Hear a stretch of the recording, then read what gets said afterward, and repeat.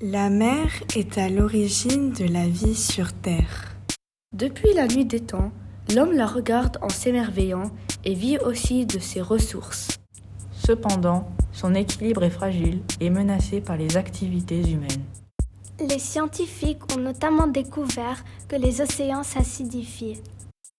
Depuis longtemps, on sait que certaines substances, comme du jus de chou rouge, changent de couleur si le milieu est plus ou moins acide.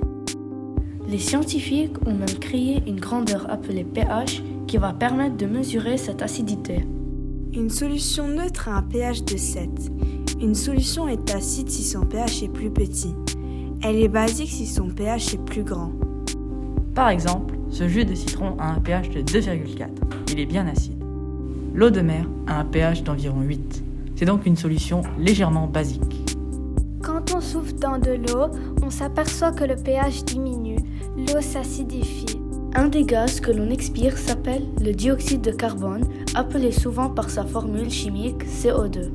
Ce dioxyde de carbone peut être d'origine naturelle comme ici, mais c'est aussi un gaz que l'on rejette de plus en plus dans l'atmosphère depuis l'ère industrielle, à cause des industries, des voitures, des avions. Dans cette expérience, on envoie du dioxyde de carbone pur provenant de cette bouteille. Ce gaz se dissout dans l'eau. On s'aperçoit que le pH diminue encore une fois. Quand le dioxyde de carbone se dissout dans la mer, le pH diminue aussi. On s'est demandé si cela pouvait perturber les coquillages et nous avons imaginé et réalisé cette expérience. On a placé 3 coquillages dans 3 solutions de pH différents, 8 comme l'eau de mer, plus acide à pH 5 et encore plus acide à pH 2. On s'est aperçu que plus le pH est petit et plus les coquillages ont une masse qui diminue.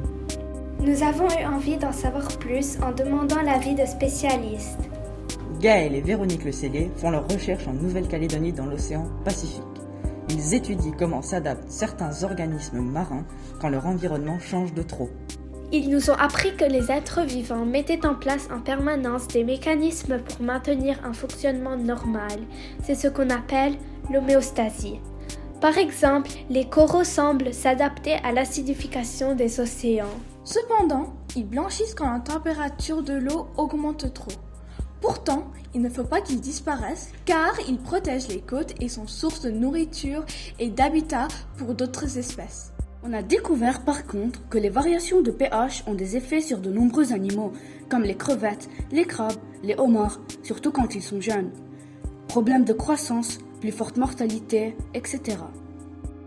En conclusion, les recherches sur l'acidification des océans montrent qu'il est important d'étudier ces impacts si on veut continuer à prendre soin de notre planète.